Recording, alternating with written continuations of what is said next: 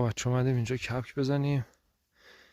خیلی وقت بودش نیومدیم شکار نکن. قدیم اینجاها زندگی میکردن.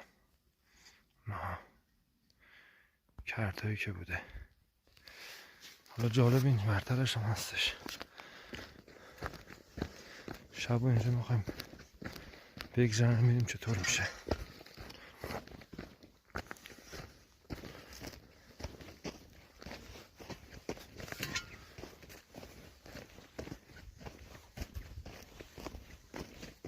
خیلی جالب اینجا روستا بوده.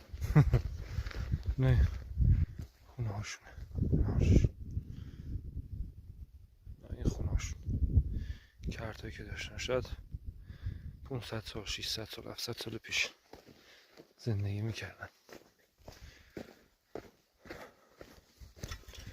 بریم امشب یه آبگوش کپک میتونیم بزنیم بر بدن.